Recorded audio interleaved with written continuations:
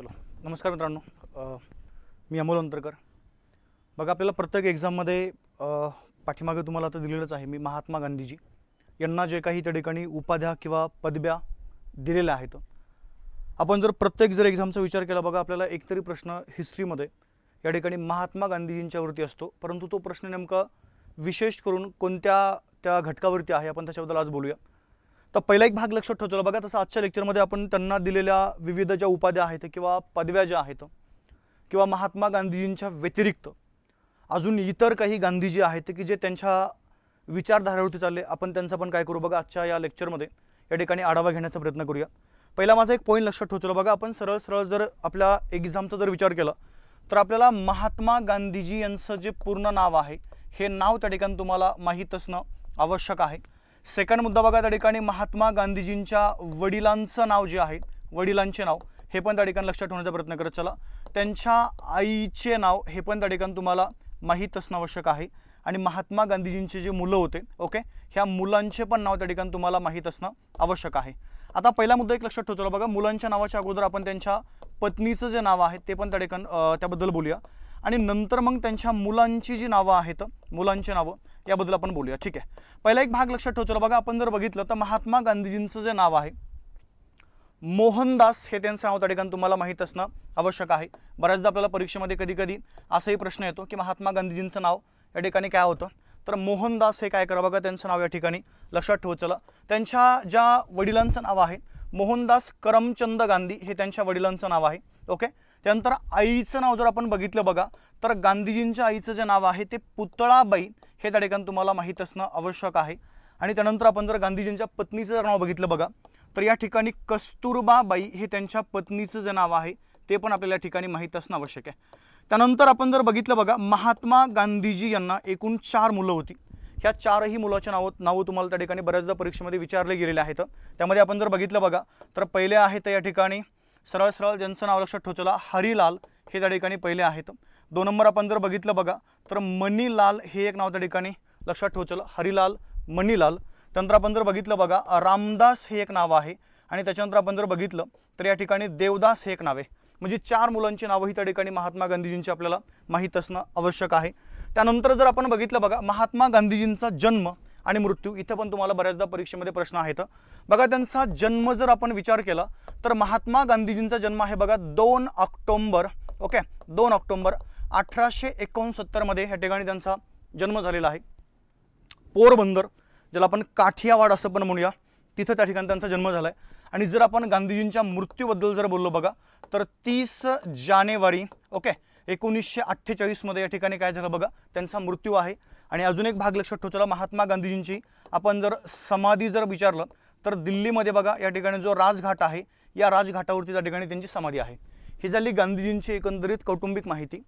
यानंतर बघा आपल्याला जो मुख्य मुद्दा आहे, गांधीजींना आत्तापर्यंत कोणत्या उपाध्या किंवा पदव्या दिल्या गेल्या ते तुम्हाला माहीत असणं आवश्यक आहे. बघा, मग आता जर आपण गांधीजींच्या पदव्या किंवा उपाध्याबद्दल जर बोललो तर महत्त्वाच्या आहेत काही एक्झाम ओरिएंटेड पदव्या या ठिकाणी आपण बोलूया. त्यामध्ये पहिली जर पदवी जर आपण बघितली बघा तर त्यांना बापू ही पदवी कोणी दिली हे तुम्हाला माहीत असणं आवश्यक आहे.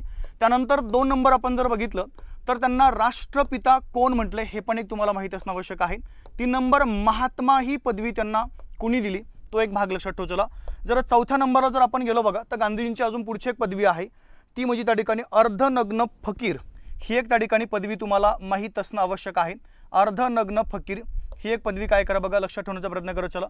त्याच्या जर आपण पुढे गेलो बघा त्या ठिकाणी अर्धनग्न विणकर ही एक पदवी आहे, ती पण त्या ठिकाणी तुम्हाला माहीत असणं आवश्यक आहे की जी नेमकी त्यांना कुणी दिली, अर्धनग्न विणकर.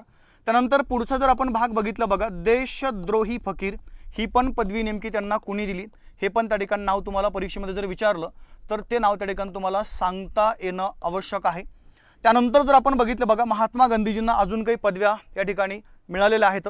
त्यामध्ये पहिली जर आपण बघितली बघा इथं एक मलंग बाबा नावाची पदवी आहे, ही नेमकं त्यांना कोणी दिली ते एक नाव लक्षात ठेवू चला.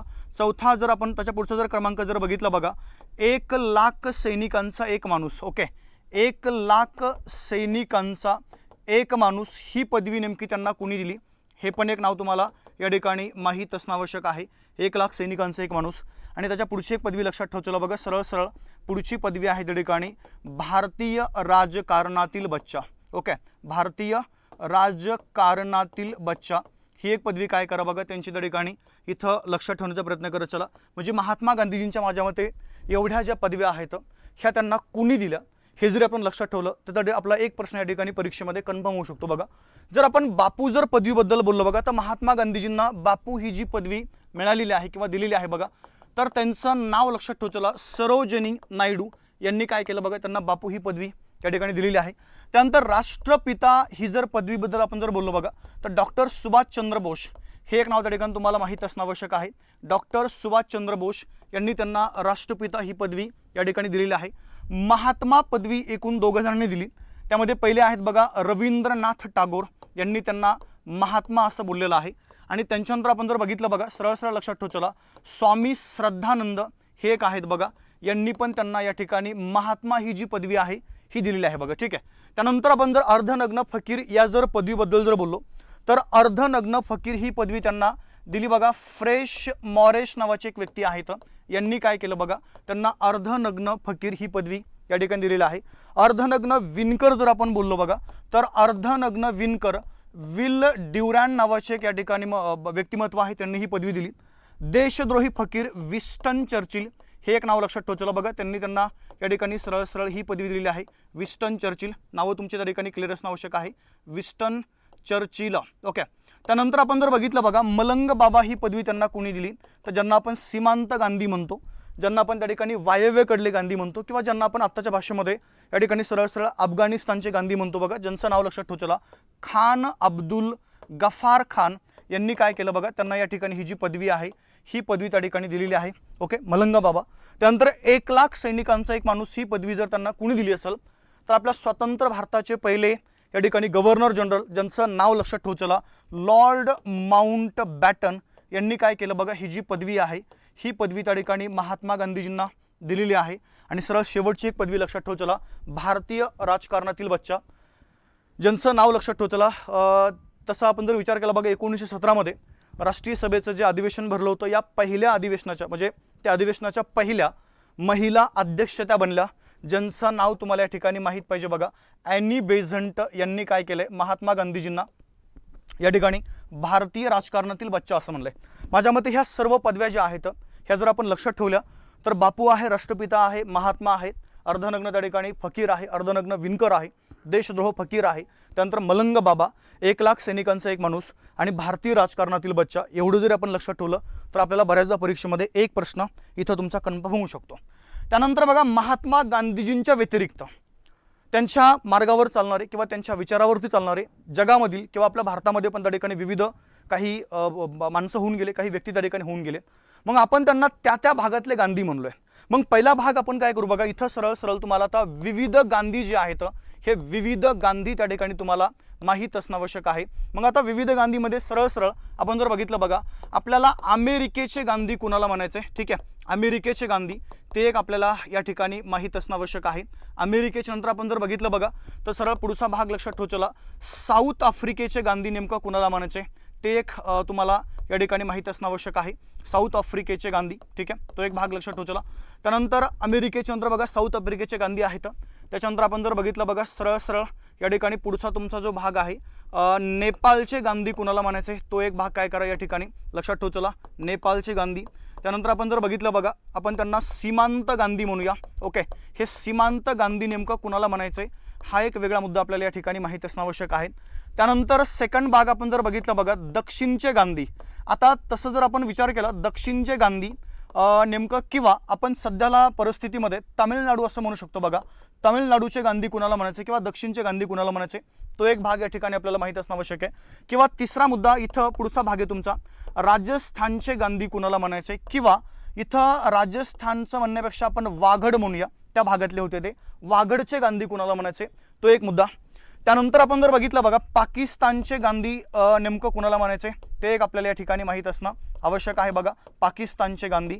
तर माझ्या मते एवढे गांधी काय करा लक्षात ठेवायचं।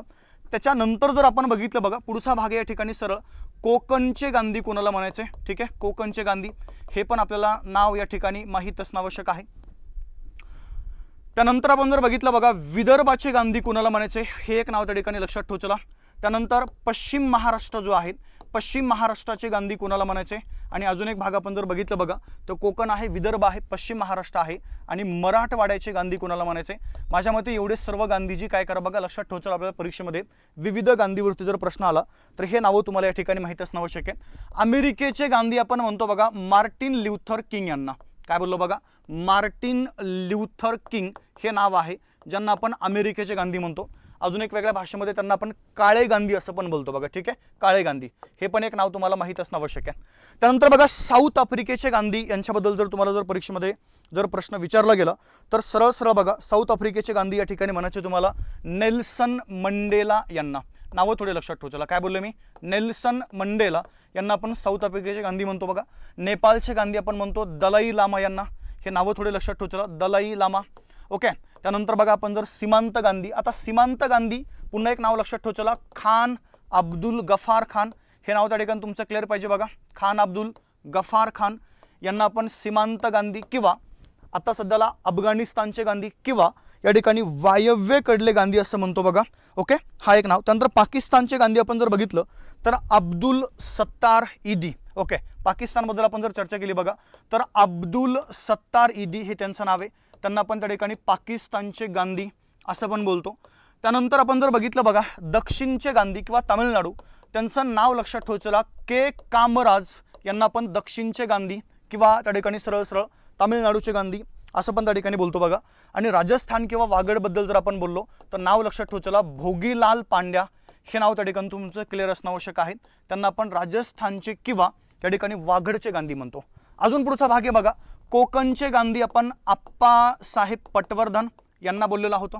हे नाव लक्षात ठेवा. चला आप्पासाहेब पटवर्धन.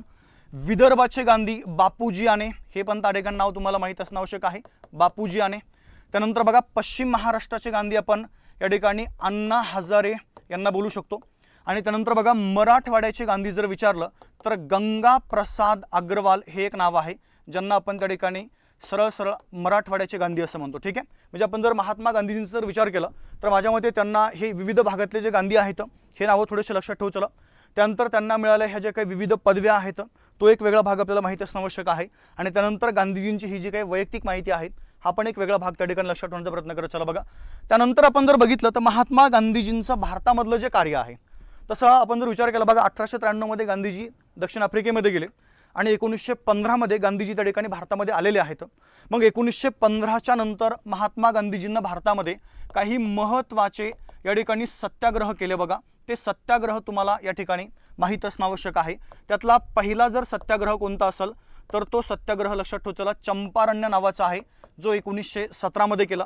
त्यानंतर 2 नंबर आपण जर बघितलं बघा अहमदाबादचा त्या ठिकाणी एक सत्याग्रह आहे, अहमदाबादचा गिरणी कामगार सत्याग्रह 1918 मध्ये केला. त्यानंतर तिसरा जर आपण बघितलं बघा खेडा सत्याग्रह आहे तो पण त्या ठिकाणी 1918 मध्ये केला. आणि चौथा जर आपण बघितलं तर या ठिकाणी रौलेक्ट सत्याग्रह आहे बघा तो 1919 मध्ये केला.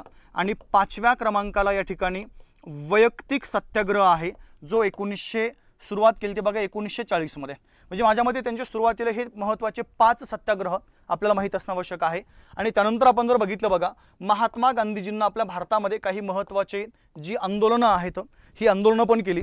त्यातला महत्त्वाचे या ठिकाणी 3 आंदोलनं माझ्या मते लक्षात ठेवू. चला त्यातलं पहिलं आंदोलन आहे बघा तुमचं असहकार आंदोलन जे 1920 मध्ये सुरू केले, 1922 मध्ये थांबवलं गेलं. त्यानंतर 2 नंबर आपण जर बघितलं बघा दुसरं आहे तुमचं सविनय कायदेभंग आंदोलन जे 1930 मध्ये सुरू केलं होतं, 1934 मध्ये थांबवलं गेलं.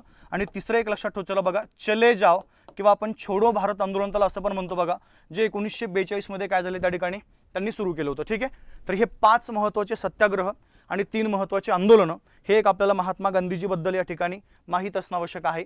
बघा येणारा तुम्ही कोणताही पेपर द्या या एक्झाममध्ये आपल्याला गांधीजींच्या या आंदोलनाबद्दल या सत्याग्रहाबद्दल आणि त्यांची त्या वैयक्तिक माहितीबद्दल एक तरी प्रश्न हमखास विचारला जातो म्हणजे जातो. ठीक आहे, तर थांबूया आपण, भेटू सेकंड पुन्हा अशाच एक महत्त्वाच्या व्हिडिओमध्ये. तोपर्यंत सर्वांना जय हिंद.